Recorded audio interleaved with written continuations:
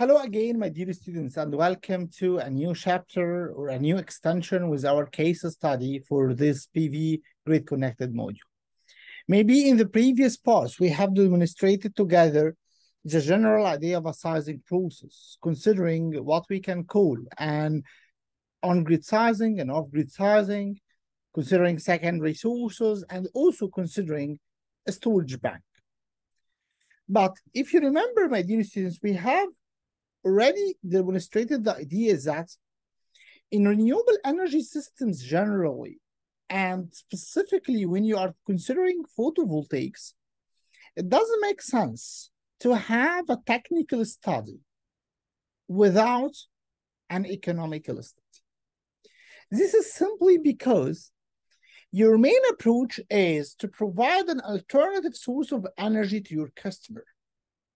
In one hand, this alternative source of energy should be a cleaner version with less or zero carbon dioxide emission, but maybe the most important part from a customer point of view is to make it cheaper than the running alternative.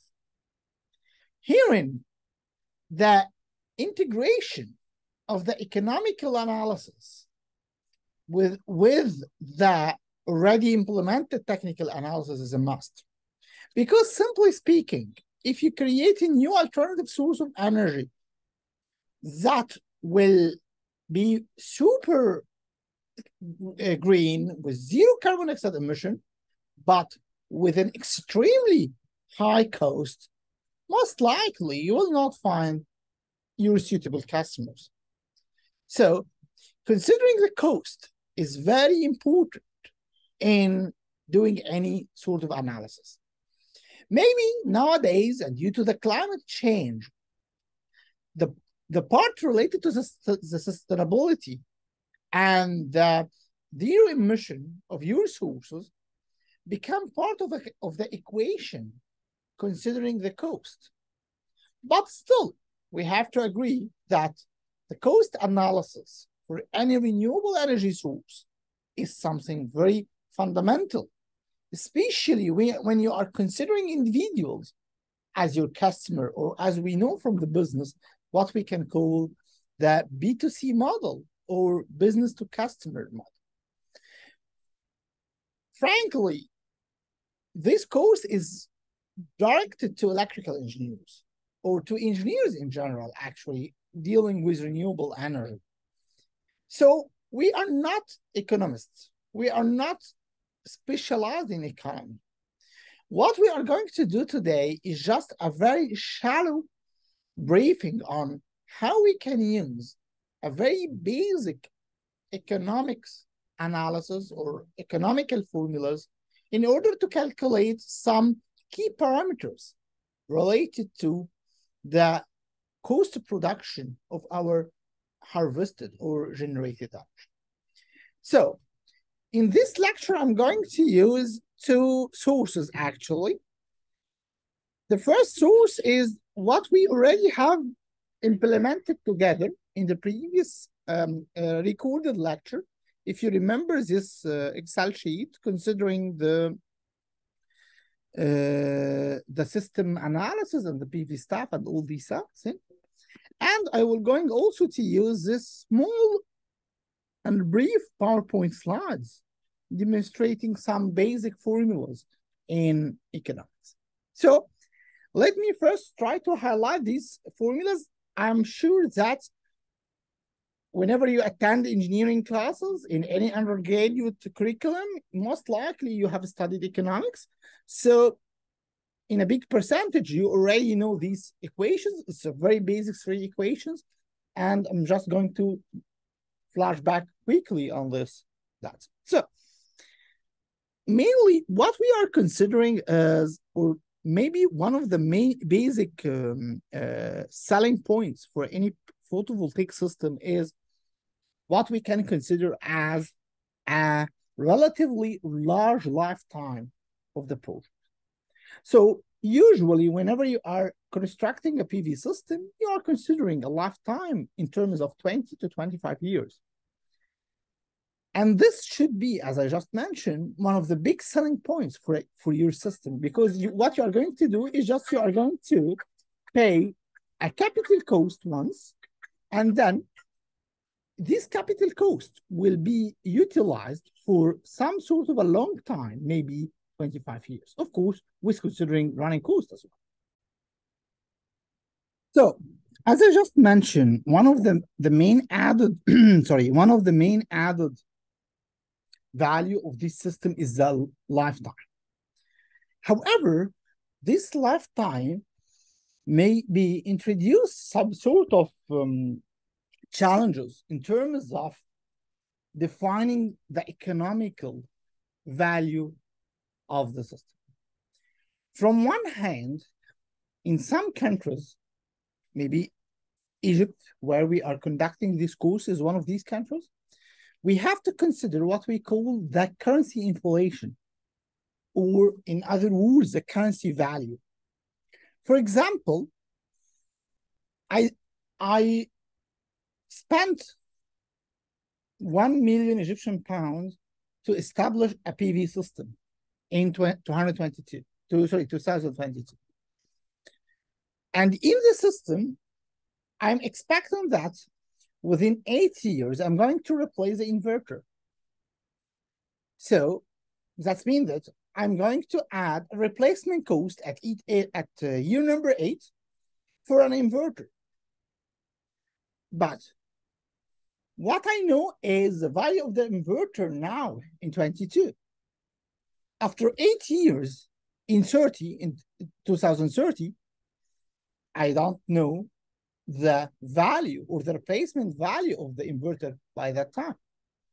Herein, I have to do some sort of a forecasting to expect the value of the inverter in 2030 while considering the factor like the inflation that will happen in the currency or whatever, or the normal increase that will happen in the industry or decrease of it. In other words, now, if I told you, okay, let's start to invest our money in a PV system, let's start to pump a capital cost, a certain capital cost in a PV system, and we are going to provide energy to the grid and sell the energy, and then we will get a profit from this selling process. Okay, so for any type of investment, we have what's called an expected interest rate, or the interest rate of return.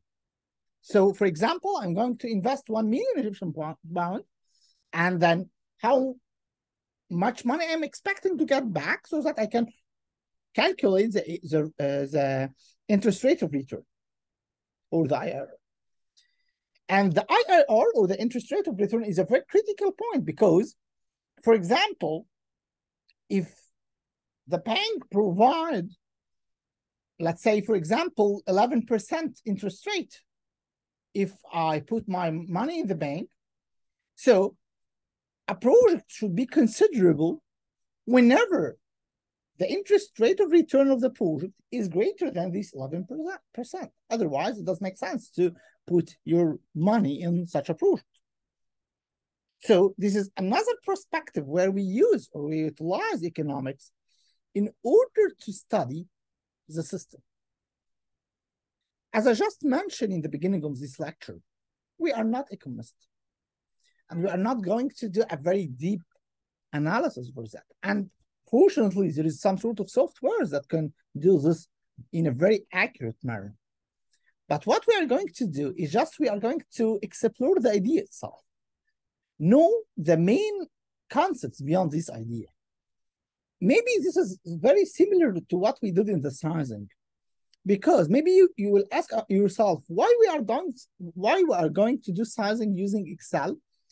However, we already have a lot of softwares that can do this sizing. For example, PVSys as one of the very famous softwares to be used in that, on other softwares as well. But here you have to know how this software, how these softwares are working. Because by the end of the day, these softwares are dummy calculators. Whenever you are fully understanding the process, you may go to a lot of mistakes that will not be mentioned or will not be recognized by the software, because software is a dummy calculator. For example, one of these very famous mistakes, let me say, when you got to get a commercial software from USA, for example, to make an economic analysis for your PV system, and you didn't consider that there is a lot of differences in the economical strategy between what is in USA and what is in Egypt, for example, or what is in any other country you are doing this analysis. So if you just make a plug and play, most likely you are going to get a very wrong data. So understanding the know-how of this process gives you the chance to make a certain modification so that you can still utilize these softwares, but with your boundary condition, let me say. So let's see, or as I mentioned, let's flash back some of these basic of equations. So one of these very basic equation is the relation between the present value and the future value. So for example, if I told you I'm going to put my money in a bank where the bank is going to give me a 10% interest rate, and I'm going to put this money for 10 years. So if I'm going to put 1,000 Egyptian pounds, for example, then the future value will be typically this 1,000 Egyptian pounds multiplied by 1 plus I, where I here represents the interest rate, so it will be 0.1 to the power 10.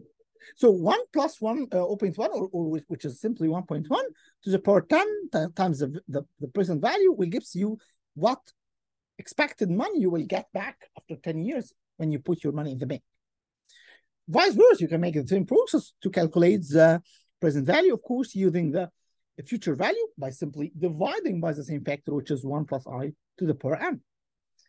A certainly important parameter is related to what's called an annual value. Or for example, if I'm going to put 1 million Egyptian pound in a bank, and I'm going to get some sort of an annual payments for a certain years, how can I calculate this annual payment in terms of the interest rate and the number of years? So simply, the annual payment is equals to the present value times I times 1 plus I to the power n over 1 plus I to the power n minus 1.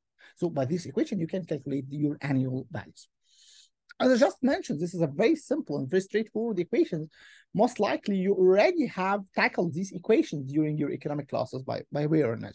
So what we are going to do now is we are going to return back to the Excel, where we implemented together this Sacker road bump example, if you remember in the previous video. And we are going to start to consider this as a very primitive economic analysis process. So first of all, let's define some variables. For example, here we have what's called let me say, n small, which represents the incremental of number of years. So it would be 1, 2, I think it's better now. Okay, 1, 2, 3, 3, 4, and so on.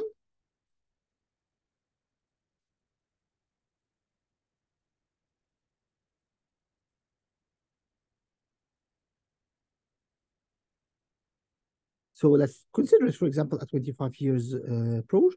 So this an incremental that represents the number of years going to the project. Okay, so we were going to use it a lot of times. So now for this system, for example, we consider that we are going to pull the, let me see, this is number of PV modules. So yes, this is the PV wattage. So for example, let me sum here. Yes, so this will be, let's say around 146 kilowatt PV system. We need a 146 PV kilowatt system, a 146 kilowatt PV system in order to establish our Sacker road bump. Please don't forget that this is a standalone system. So let's keep this in mind, that this is a standalone system. Okay.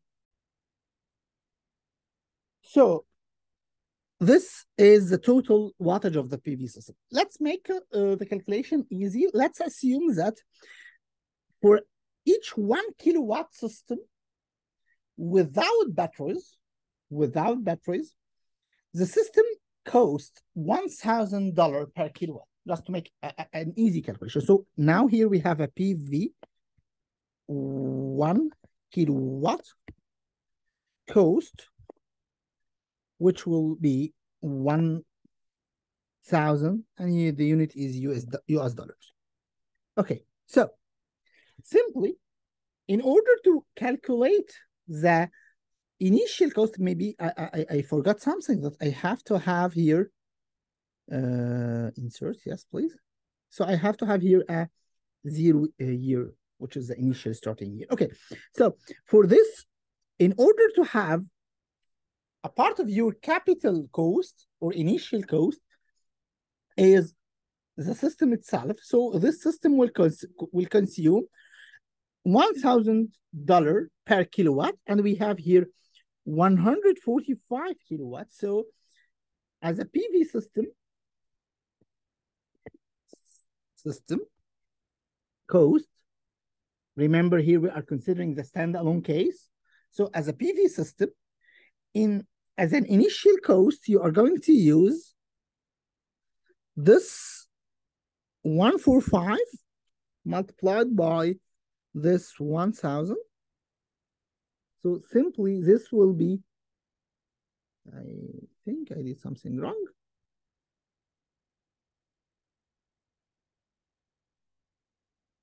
Yes, I think this is correct. Okay, so this will be simply the cost, of course, here is still in US dollar, the cost needed for the PV system itself. However, in a standalone system, we also need batteries. So here I'm going to add a battery.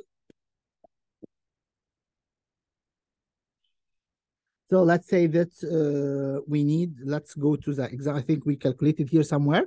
So number of batteries is about 52 batteries. So let's say here that the cost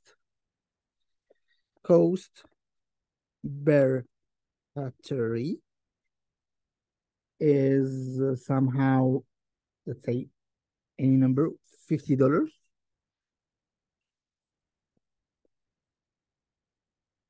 Okay. So simply the cost at the U number 0 will be this 51.9 multiplied by this 50. So this will be the cost for the battery. And let's assume that okay, so for this model, let's assume like that. Let's assume that we don't have any sort of a diesel generator or whatever it is. We just have a PV system, a standalone PV system with batteries. That's all. We don't have any sort of backup or secondary source. So generally speaking, the capital cost or the initial cost for the system will be simply the addition of these two numbers.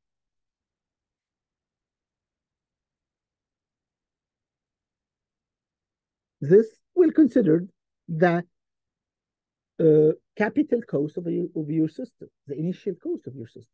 So this is the capital. This is the capex. Okay. Now, what about the running cost of the system? So, for example, you consider that you need some sort of a maintenance for the system and a cleaning process of the system, which should continue across the 25 years of the project. Usually, this will be in a form of a contract, either with a provider company or with any other companies that can provide such a service in terms of cleaning and maintenance and changing small cables and all this stuff.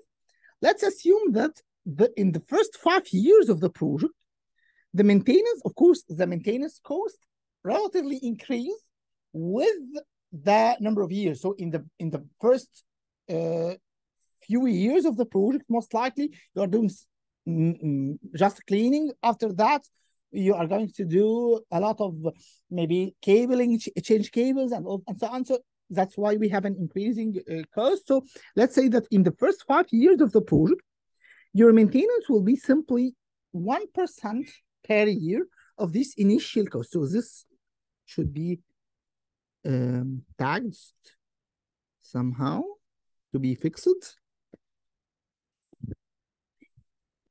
So this number times 0.01, which represents 1% of this number. I'm sorry, I think I do something wrong.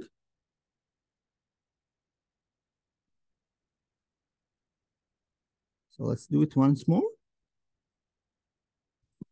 I'm sorry again. So this is dollar, the first dollar sign. Yes, I got it. This is a mistake. So this is a dollar, second dollar sign. Okay, this is perfect. So this will be the maintenance and the cleaning cost for the first 5 years. And let's assume that so let's highlight this with a different color just to distinguish, because we will have a lot of cells now.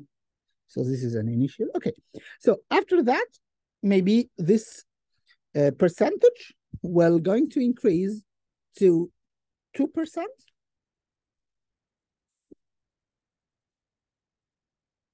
So again, fixing the cell. And now multiplying by 0.02. And let's say that this will continue for about 10 years.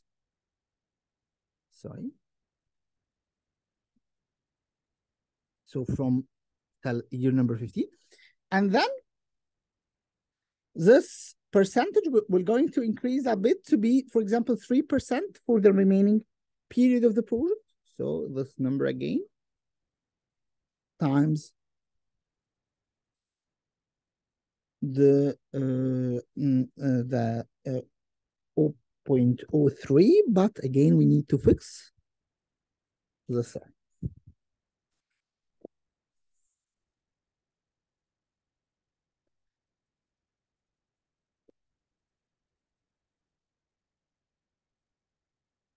Okay, so this will continue somehow till the end of the project. So this will be simply the running cost of the PV system. Okay, but it's not only a running cost of the system. It's also what we call the replacement cost of the system. This replacement cost in the system includes the replacement of the batteries in one hand, the replacement of the inverters in a second hand. So let's introduce now a new column under the word replacement. So this is the replacement cost. So let's say that, for example, let's be optimistic somehow and say that the lifetime of the batteries will be 5 years. This is a very optimistic model. Usually it's only 3 to 4 years. So in each 5 years of the project, you are going to replace a full storage battery bank. But a very important point comes here, that after 5 years, I mean at year number 5, what you are going to pay is not this $2,592. What you are going to pay is this number infected by the impact of the market value, or in other words, what we can call the impact of the inflation rate during this period.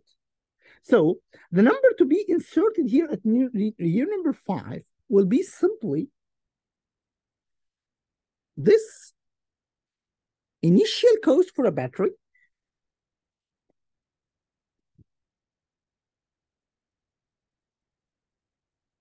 multiplied by 1 plus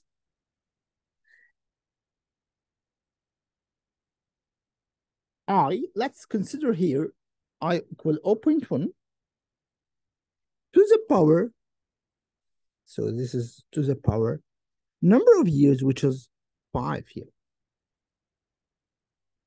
So as you can see, my dear students, this $2.5K will be inflated to be about $5.17K due to the inflation.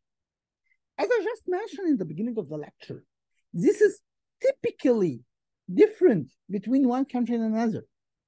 So one of the very big mistakes you are going to do is using these commercial softwares related to PV economics without debugging into the software to see how the software is doing its calculations.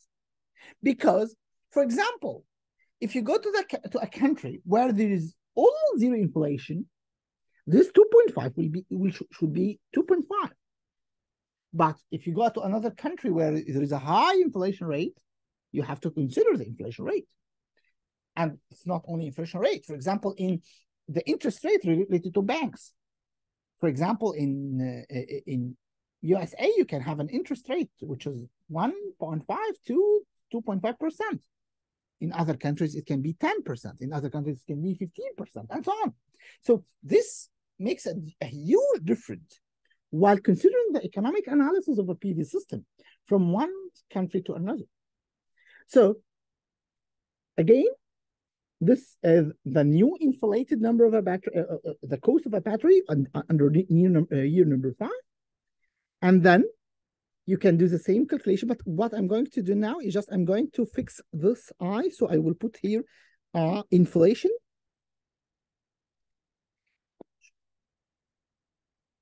to be 0.1. And of course, this is a dimensionless value. So what I'm going to do here is that I'm going to get this, and then instead of this 0.1 to be a constant, I will insert it here as a variable, and then just so that we can return back to change it whenever we need. So I'm going here to fix this cell.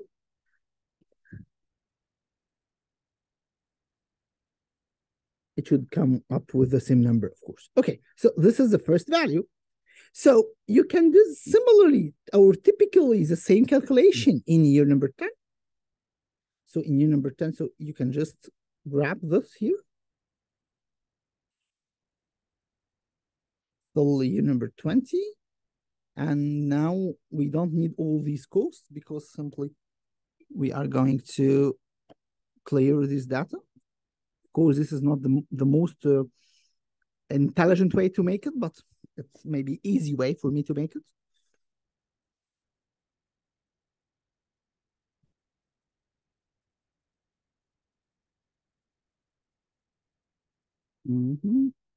And similarly from year number 15 to year 16 to 19. Okay, so as you can see, my dear students, these are the replacement periods for the battery, and in this replacement period, you are going to insert the replacement cost, as you can see in this code. Okay, very nice. Another important parameter here is considered that also the replacement cost, but for the inverters. Normally, for an off-grid inverter, you can replace it maybe every 8-9 years. Let's say 8 years. So we will make 2 replacements for the inverter. The first at year number 8, and the second at year number 16. So in year number 8, let's assume here we have to make an assumption. So let's go here and say that, for example, the inverter cost, let's say that it's $400. By the way, usually a cost of a PV kilowatt is mostly divided between the PV itself and the inverter in terms of 40% to 40%. And the remaining 20% is related to the accessories, like cabling, like all these circuit breakers, scissors and strings, and all these stuff. So this 400 somehow makes sense in terms of the $1,000 we assumed for a 1 kilowatt. So now you can insert the in the 8th year, you can write the equation simply.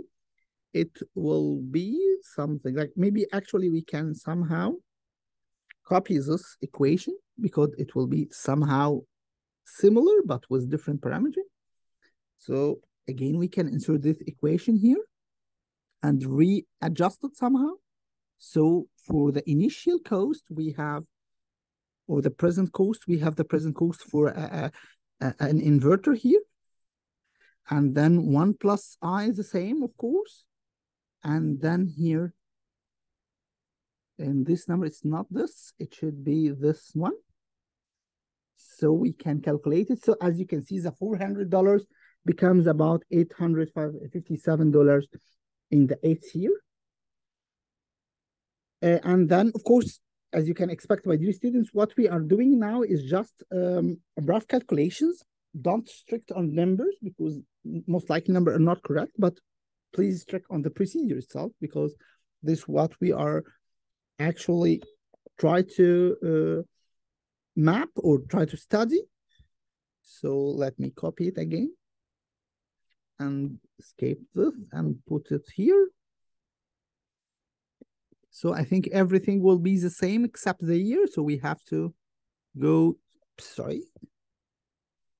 to a new year, which is year number 16. So that's great. I just need to check. I think there is something wrong here. So let's do it again. So it's 401 plus I, which is 0.1 over to the power 16. I think, yes, I think this is correct. So it's 740. So yeah, 740. Yes, it's highly inflated, but it should be correct. I think it should be correct because this is 16 years. That's why it's exponential. It's a high increasing, very high in terms of power, in terms of to the power n, which is number of years. So this is the numbers. So now, my dear students, you can easily calculate the total money that should be invested in this project, either in terms of a capex or the initial cost in year number 0, or the running cost through a contract you have already make with the provider across the 25 years, or the replacement cost you consider in the system, either to replace batteries or to replace the inverters. Simply, we can do this by doing this function here. So I'm going just to extend it one. I'm sorry. So it's here. Okay, so I think I am doing something wrong. I catch it now. So just add plus this one. So this should not change. And then you can grab this across the 25 years. And finally, you can calculate here the total, which is the sum for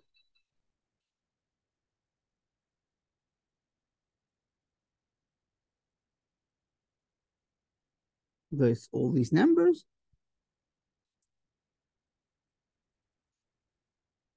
Again, I did a mistake as usual. So this is equals to sum. And then we use this function. And now we can close the bracket. Okay, so this number represents the sum of the system. Maybe it's better to express it in millions. So just to see the number in a practical way. So we just take this number and divide it by 1 million. So it will be 0.2 or 200, or to $275K, maybe more than $250,000.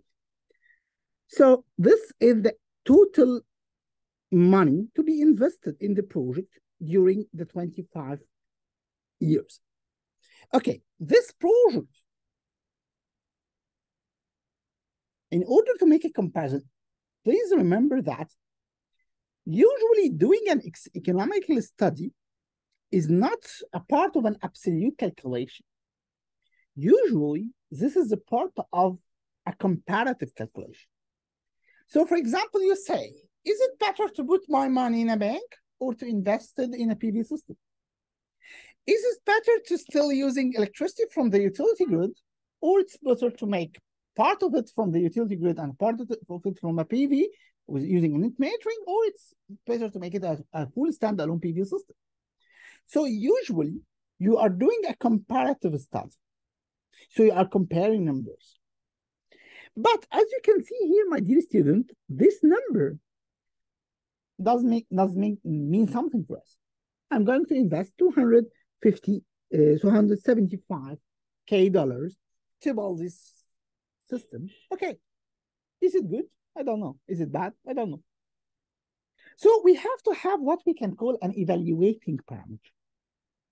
So we can compare this evaluating parameter across different alternatives and see, okay, this is the best alternative, or this is the worst alternative, or this is an acceptable or not acceptable, or whatever.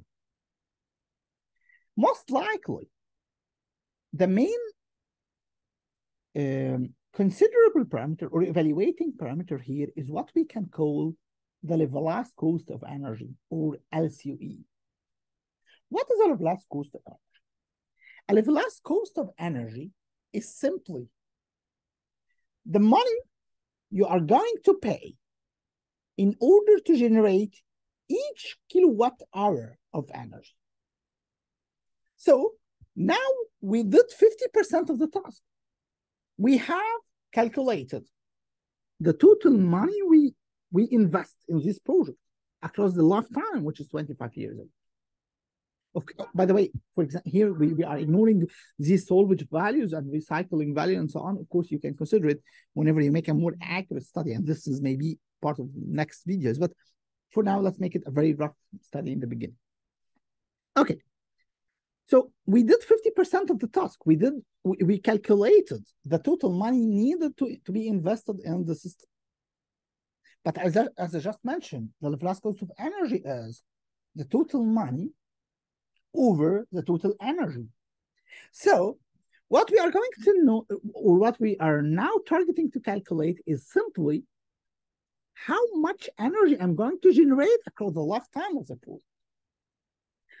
Maybe you can stop me and say, okay, my energy production is uniform. I'm implementing the same system, so I'm considering the same energy, or I'm generating the same energy per year. Let's say so. Okay. So to make this, or to know this is extremely easy. Why? We know the wattage of the system. This is the total wattage of the system. And if you remember, my dear students, we were assuming a peak sun hours of 5 hours here. So what you can do simply is you can say that the total energy to be produced from the system is the summation of this number. So this is this plus this. So this number, I think the unit here is like still kilowatt hour per day. So I'm going to generate 727 kilowatt hour per day in this project. Okay, perfectly. So using this number to calculate the annual production, so I'm going to go downward. I'm sorry, I'm not so organized teacher here. I'm just making a very random Excel sheet, but I believe you can still track what I'm saying. So the energy production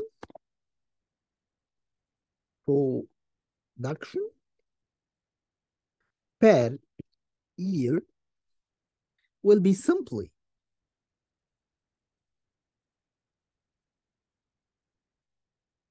the this number multiplied by 365.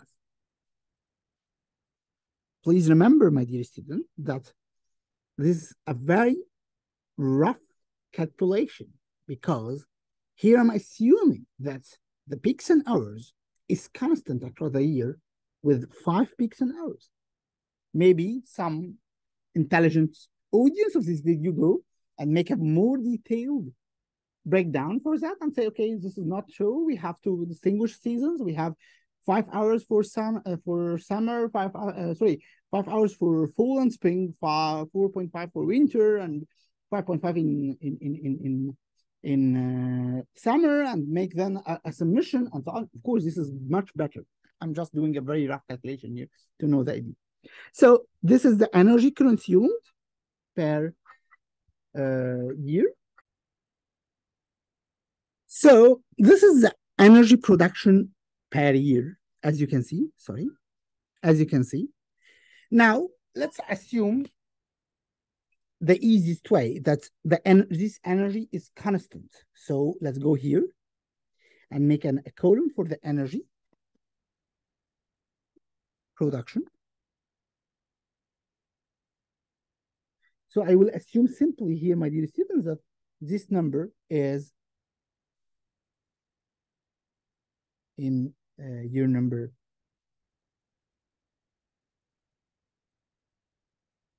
so it should be in year number 1, not 0.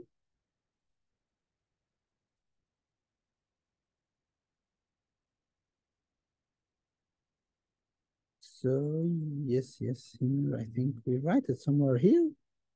Yes, this is the energy production. So I will make it here. And let's fix this cell.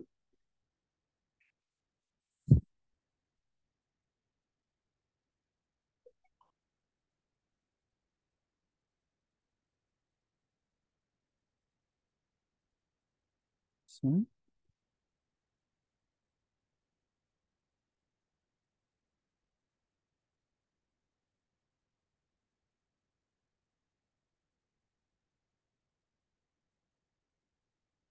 yes, I think this is the error.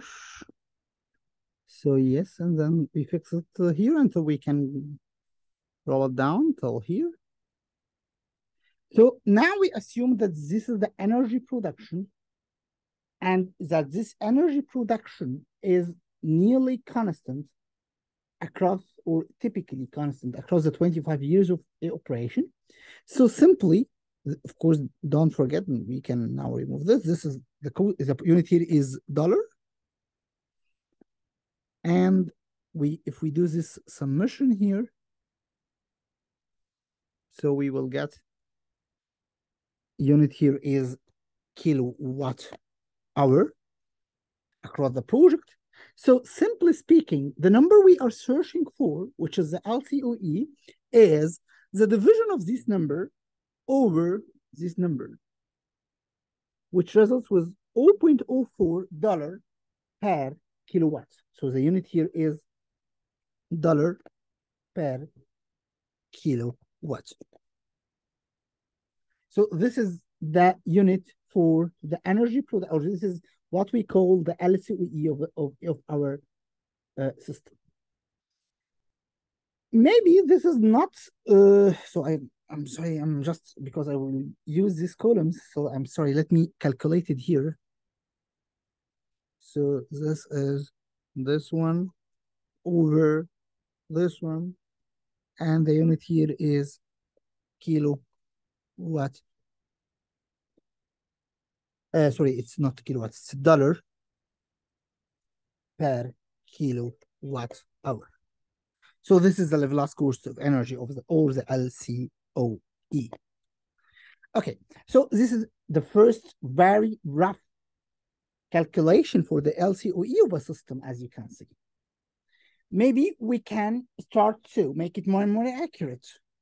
Toward this accuracy, let's say that this is totally an inaccurate assumption, because why we are considering that the lifetime of a system is 25 years? This is basically because the system efficiency degrade across the 25 years.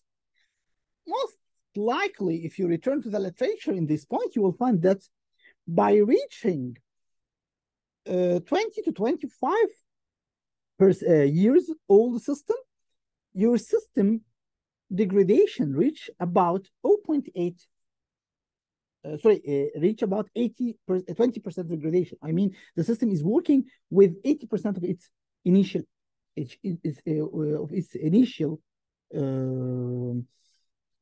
capacity or its initial installation. So if the degradation factor here or the operation factor here is 1, after 25 years, this operation factor will be degraded to be roughly 0.8. So we have some sort of a slope here that can be calculated, which should be equal this one minus 1 minus 0.8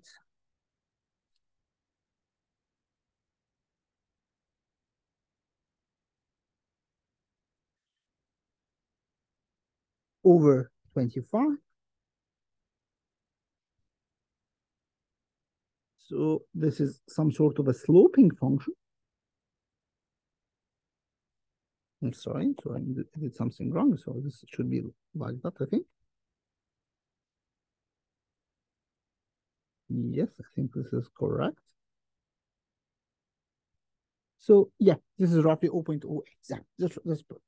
So this is roughly the degradation factor or the operation factor. So actually speaking, what you are going to generate is this number times this number.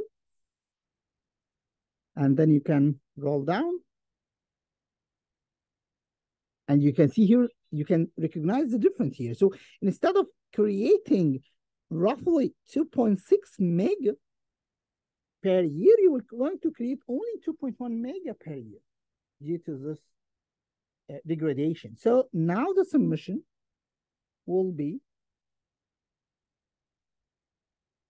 this number. And accordingly, a new LCOE can be calculated here as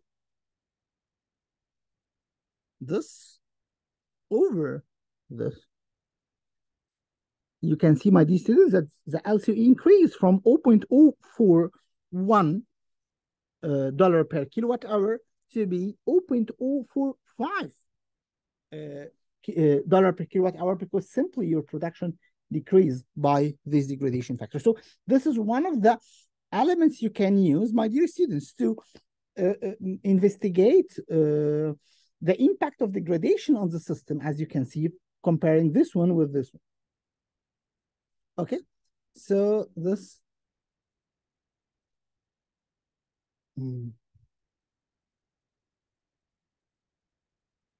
this is the new LCOE. Of course, as I just mentioned, you can go more and more deeply in that when you, for example, return back to this number,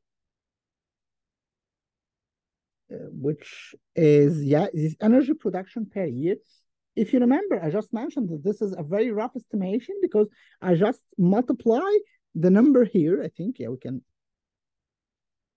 Yes, I just multiply the number here with 365, which, assuming that we have a uniform sun radiance all over the year, this is not correct. So maybe we can go in a more detailed manner and then calculate this number with a better accuracy. And this, of course, will impact the number here when you consider this.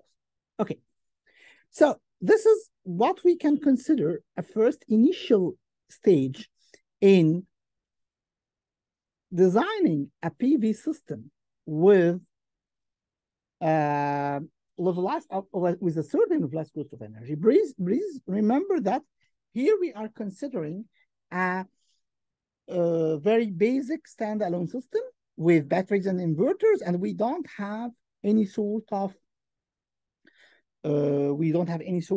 backup diesel generator or whatever. So in the next video, my dear students, what we are going to do simply is that we are going to repeat this visibility study, a very simple visibility study, considering another two scenarios, or actually another three scenarios. The first is a grid-connected system. A second is a standalone system, but with some sort of diesel contribution. A third is a full grid system without any sort of a PV system. And this is a very important system to be considered whenever you are considering a grid-connected system, because this is what we call, my dear students, as a reference system. So when you go to your customer and say, I need to replace your current working system with a renewable energy PV system, his current working system is a utility grid supplier. So you have to convince him that your model, which is, for example, a PV grid connected system or whatever, is cheaper than what he currently have, which is a reference system, which is a grid system.